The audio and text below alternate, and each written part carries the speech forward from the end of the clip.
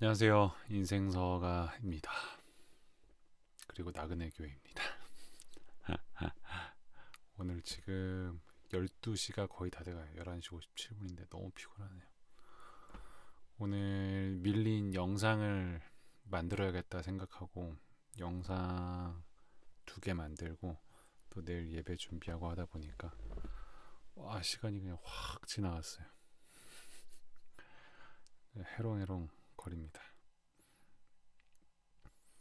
그 강릉에서 그 2025년 국제 도서 낙선제를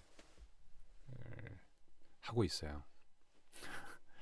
그 강릉에 있는 작은 책방, 아니 큰 책방도 하나 있는데 그 네 개의 책방이 같이 2025 서울 국제 도서전에서 그 부스를 얻지 못한 그 출판사 책들 가운데 지원을 받아서 낙선한 책들을 중에서 이제 네 개 책방에 비치해 놓고 그 판매도 하는 그런 2025 강릉 국제도서 낙선전을 준비하고 있습니다. 하고 있습니다. 그래서 오늘 그 낙선전하고 관련돼서 짧은 영상 하나 만들었고 아마 제가 이렇게 책을 받아봤는데 인생서가에는 4권 들여놨어요. 그 4권을 인생서가 좀 어울릴 만한 책들로 제가 선정해서 올렸고 준비를 해놨고 또 이제 강릉역 앞에 있는 강다방 이야기 공장과 또 시골 책방 자몽이라고 글자의 꿈 자몽이라는 한옥 책방이 있어요. 되게 예뻐요. 거기랑 그리고 GNGO 말글터 지하에 있는 넓은 서점이죠. 거기는 큰 책방인데 이렇게 네 군데에서 같이 낙선전을 각자가 자기 색에 맞게 어떤 곳은 거의 전부를 들여놨고 어떤 곳은 딱 필요한 만큼 6월 달부터 12월 달까지 지금 진행하고 있는데 6개월 동안 진행하는데 인생서가는 어떻게 될지 모르겠어요. 6개월을 다 할지 아니면 중간에 딱 요 정도면 되겠다 할 때 멈출지 제 생각에는 중간에 멈추게 될 것 같은데 재미있는 책들이 있으니까 도서 낙선전도 관심 가져주시고 찾아주시면 좋을 것 같아요. 오늘은 6월 7일이라서 매달 첫 번째 토요일 날에는 그 죽음을 기억하는 메멘토 모리의 시간, 죽음을 생각하는 아침이라는 프로그램을 인생서가에서 하고 있어요.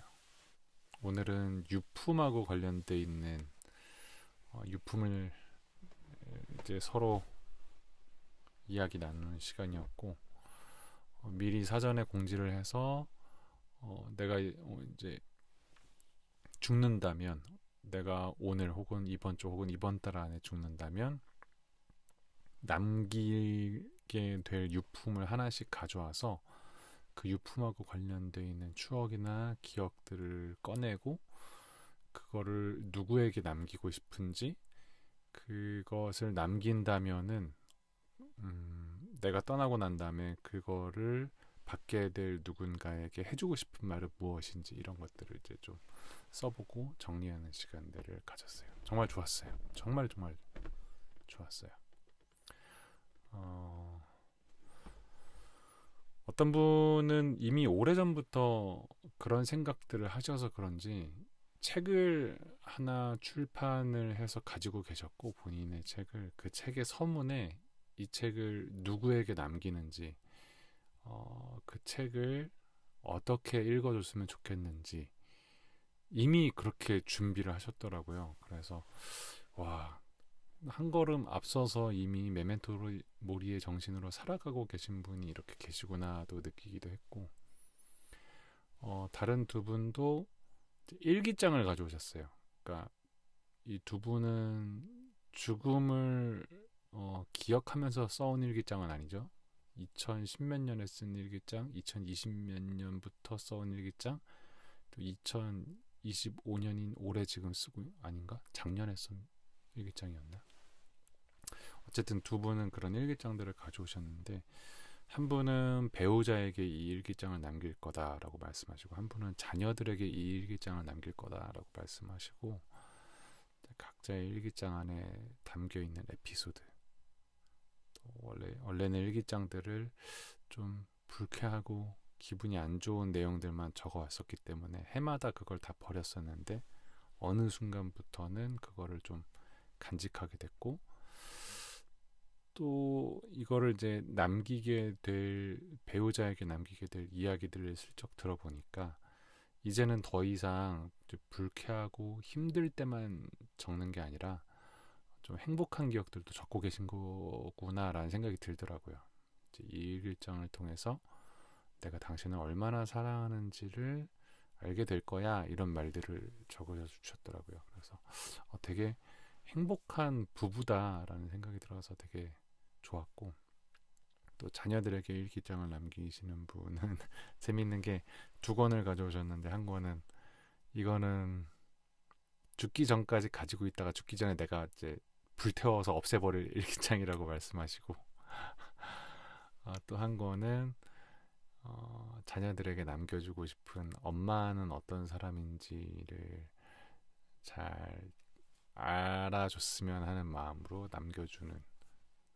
그리고 이제 그분은 이제 자녀들 숫자에 맞춰서 일기장을 좀 만들고 싶다라고 말씀해 주셨어요. 그래서 이제 그런 이야기들 나누면서 그렇구나, 이런 생각도 들었고, 또 저 같은 경우도 제가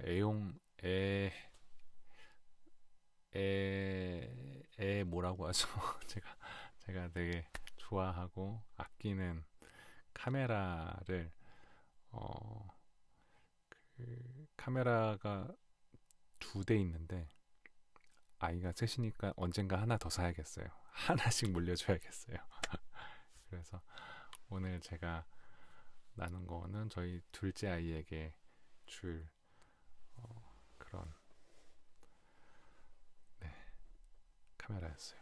제가 그 카메라하고 관련돼서 많은 에피소드들도 있고 그런데, 오늘은 저희 둘째 아이에게 그 카메라를 준다면, 유품으로 남긴다면 어떤 메시지를 남기고 싶은가 라는 내용을 여러분들께 읽어드릴게요. 네, 이거 어디 있어? 여기 있다. 12시가 넘어서 거의 신데렐라예요. 저 지금 신데렐라가 맞나? 신데렐라가 맞는지도 모르겠어. 비몽사몽입니다.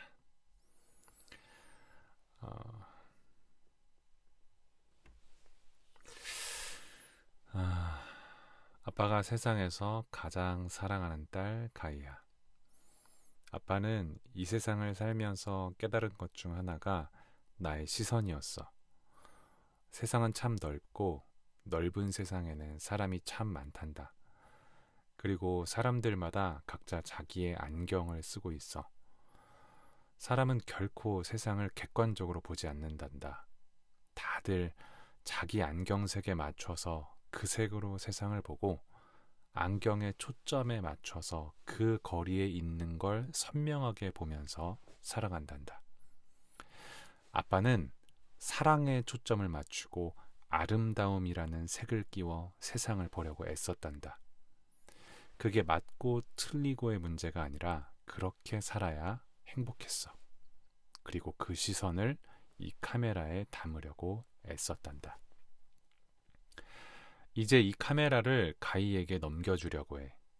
마치 이어달리기를 하는 선수가 다음 선수에게 바통을 넘기듯, 이 세상에서 남은 경주를 달려갈 너에게 카메라를 넘겨주는 기분이 드는구나.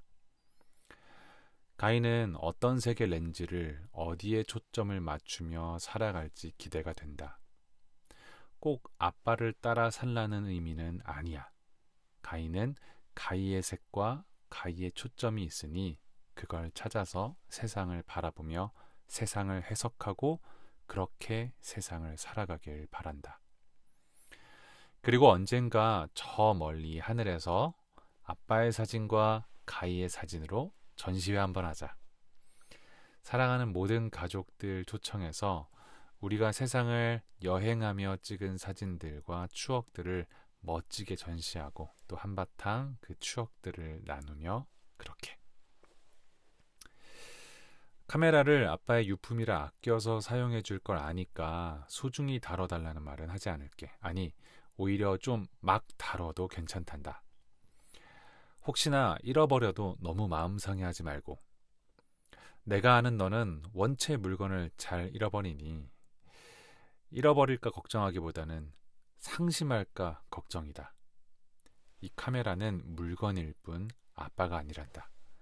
아빠의 사랑과 마음은 오롯이 너의 안에 있으니 카메라 자체보다는 너의 안에 있는 나의 마음만 소중히 간직해주렴.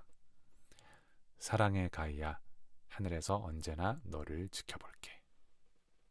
네, 이렇게 오늘 6월의 죽음을 생각하는 아침에 저는 저의 유품을 저희 둘째 딸아이에게 주는 카메라로 나눴습니다. 좋은 것 같아요. 네. 물건들 하나하나 이렇게 정리할 것들을 정리해 놓고 또 나눌 것들을 미리 정해 놓는 것은 당장 내일 죽을 걸 예상하고 살지는 않잖아요. 그렇게 기대하고 살지도 당연히 않고. 하지만 오늘을 살아가는데 되게 유용한 방법인 것 같다라는 생각이 들어요. 막 당장 여러분의 뭔가를 다 정리할 수는 없으니까 여러분이 가지고 있는 옷장에 있는 옷 한 벌이나 혹은 여러분이 소중하게 여기는 어떤 물건 하나를 가지고 그 물건을 이제 내가 죽는다면 이걸 누구에게 줄까 혹은 이걸 어떻게 처리할까를 고민해 보시는 것도 좋은 것 같아요. 그거는 그 물건에 담겨있는 그 물건 안에 담겨있는 내 마음이 어떤지를 볼 수도 있고 또 그거를 누군가에게 전해준다면 그 사람에 대한 나의 마음도 알 수 있고 되게 여러모로 좋은 일인 것 같아서 여러분에게도 추천해 드리는 방법입니다. 죽음을 생각하는 아침 7월에도 기대해 주십시오. 7월에는 그 악뮤의 이찬혁 님의 노래 장래희망에 맞춰서 또 장래희망이라는 프로그램을 준비하고 있습니다. 혹시나 강릉에 여행 오실 분들은 7월 첫 번째 주 토요일 날 맞춰서 오시면은 함께 하실 수 있습니다. 네. 네. 마무리하기 전에 오늘 토요일이니까 토요일 밤이니까 오늘은 내일 인생서가 아니 나그네 교회 예배 때 나눌 말씀을 잠깐 나누려고 해요. 내일은 누가복음 8장 22절부터 그 뒤에 나오는 말씀을 4절의 말씀을 가지고 나누는데 많이 알고 있는 예수님께서 제자들과 함께 배를 타고 가시다가 풍랑을 만났는데 제자들이 막 두려워서 예수님을 깨우니까 풍랑을 잠잠하게 하시고 제자들에게 왜 이렇게 믿음 없냐라고 말씀하시는 그 본문입니다.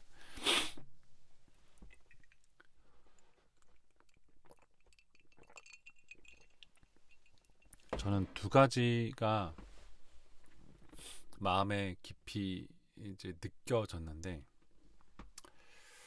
하나는 예수님께서 제자들에게 이렇게 부르시고 제자들과 함께 배에 오르신 다음에 말씀하시거든요. 호수 저쪽으로 건너가자. 그러니까 이 호수를 건너가는 방법, 호수를 건너가는 타이밍, 그러니까 이 전체 이 여행의 계획을 예수님이 짜시고 제자들을 진두지휘하셔서 이렇게 가신 거예요. 근데 가자마자 배가 침몰할 정도로 위협을 느끼고 죽음을 두려워할 정도의 그런 거친 풍랑을 만난 거죠. 이렇게 말하면 조금 그런데 예수님도 풍랑을 만난다라는 게 위로가 되는 것 같아요.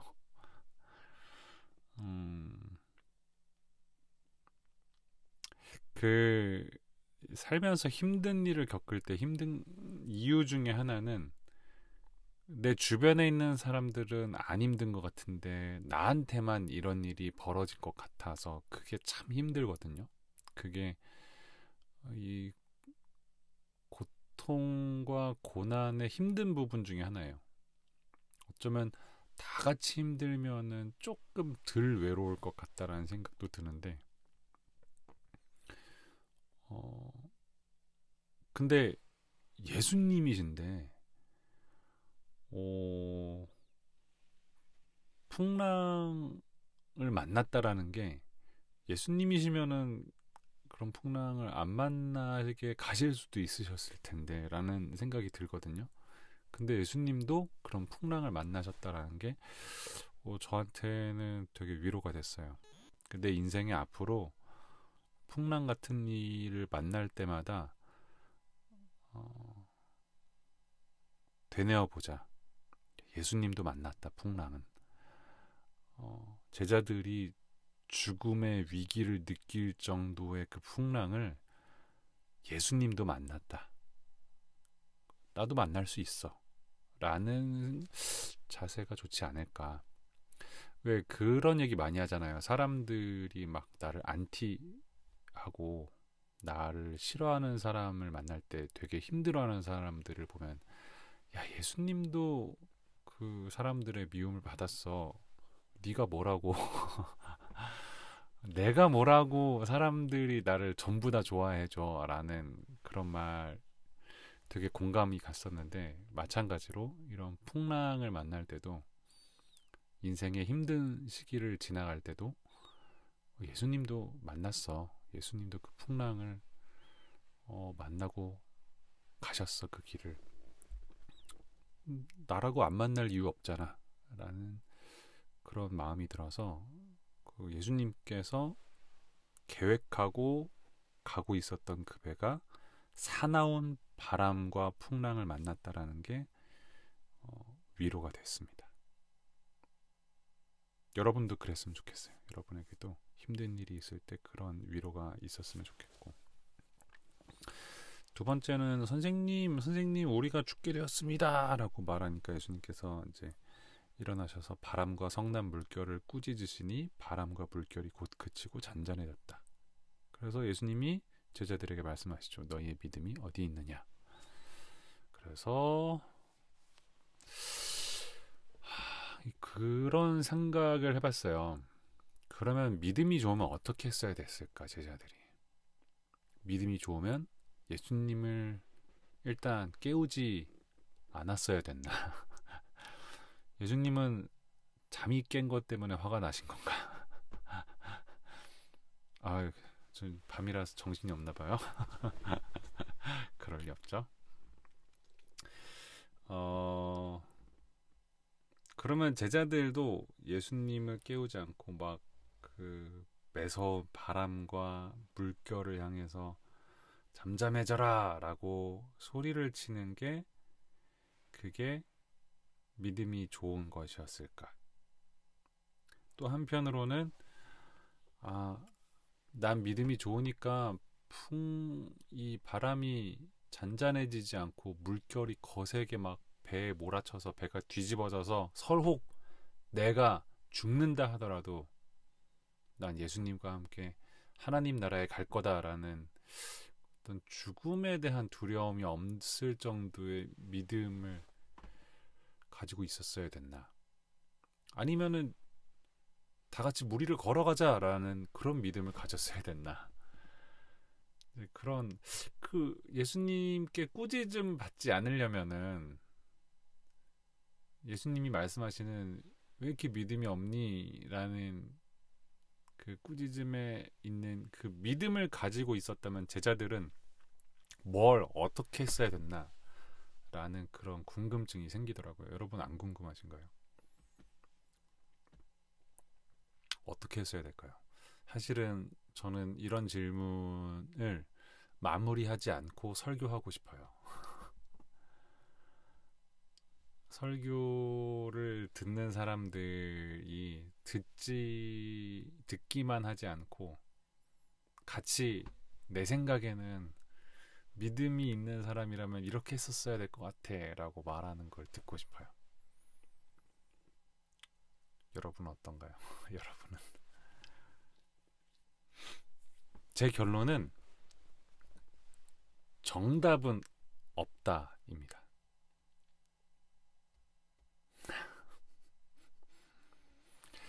이거 약간 피해가는 것 같은데 저는 사실 예수님을 깨우지 않고 예수님이 하셨던 것처럼 진짜 믿음을 가지고 바람과 물결을 향해서 잠잠해져라 라고 권위 있게 선포하는 것도 믿음이 있는 것 같고, 배가 뒤집어진다 하더라도 나는 물 위를 걸어서라도 건너갈 거야 예수님과 함께 라고 말하는 것도 되게 믿음이 있는 것 같고, 아까 말했던 것처럼 서로 내가 이 바람과 물결에 배가 뒤집어져서 죽는다 하더라도 나는 상관없어, 나는 하나님 나라에 가게 될 거야 라고 죽음 앞에서도 당당한 그것도 믿음이 있는 것 같고, 사실 이거 좀 조심스럽긴 한데 예수님께서 제자들한테 왜 이렇게 믿음이 없냐라고 꾸짖긴 하셨지만, 예수님 도와주세요라고 깨우는 것도 작은 믿음의 행위 중 하나이지 않을까라는 생각이 들어요. 진짜 믿음이 없다면 예수님을 안 깨웠을 것 같아요. 아, 이렇게 우리가 죽는구나 라고 절망하고 아무것도 안 하고 있었을 것 같아요. 근데 예수님이 행한 기적들을 봤던 제자들에게는 예수님은 제자들이 너희들도 이렇게 해야 돼라는 걸 가르쳐 주셔서 너희들이 이런 걸 할 수 있는 믿음을 가져라는 그 믿음을 말씀하셨지만, 제자들은 예수님이라면 해주실 거야 라는 뭐라도 붙잡는 마음으로 예수님을 깨웠겠죠. 그리고 예수님이 거기에 반응해 주신 거죠. 세상을 살아갈 때 정말 절박하다면 예수님께 달려나가서 흔들어 깨우면서 절박하게 부르짖는 그 믿음도 필요하지 않을까라는 생각이 오늘 들었어요. 물론 거기에 머물러 있자는 건 아니고, 예수님께서 나에게 기대하시고 예수님께서 나에게 원하시는 정도의 믿음을 향해서 계속 성장해 나가야겠지만, 누군가는 그렇지 않을 수도 있지 않을까. 그냥 절망하고 포기하는 것에 머무르는 것이 아니라 예수님은 지푸라기보다 훨씬 위대하고 비교할 수 없이 전능하신 분이지만, 너무 절박한 상황에서 내가 지푸라기 같은 존재라서 정말 지푸라기라도 잡는 심정으로 예수님께 나아가는 거겠죠. 그 마음만 정말 그 믿음이라고 말하기도 초라할 정도의 그 정도의 마음을 가지고라도 예수님께 나아가서 살려주세요 라고 말하는 것도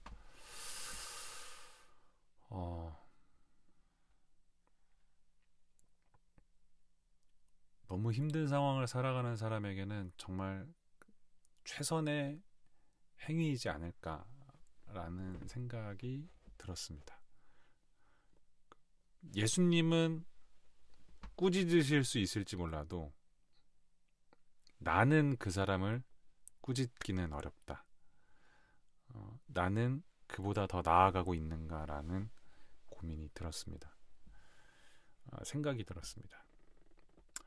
그래서 사실 조심스러워요. 이게 예수님은 명확하게 꾸짖으셨으니까. 그러니까 예수님은 믿음이 어디에 있느냐, 너 믿음 없다라고 말씀하신 것 같아서 제가 이렇게 말하는 게 너무 조심스럽긴 한데, 근데 오늘 말씀에 저는 그렇게 다가왔습니다.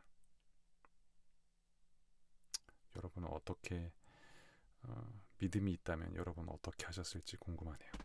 내일 예배 때 나그네 교회 함께 예배 드리는 사람들한테 꼼꼼히 한 명씩 물어봐야겠어요. 그렇습니다. 오늘 6월 7일 인생서와 나그네 교회는 이렇게 보냈습니다. 올 여름에도 벌써 한 가정이 언제쯤에 휴가를 강릉으로 오고 나그네 교회와 함께 예배드리고 싶다라고 연락을 줬는데 너무 감사했고, 혹시 여러분 가운데도 일요일을 껴서 강릉에 여행 오시면은 또 나그네 교회 예배가 궁금하시다면은 또 설교 가운데 여러분의 생각을 나누고 싶으시다면 언제든지 연락을 주시고 오시기 바랍니다. 네, 전 이제 집에 가서 자겠습니다. 안녕.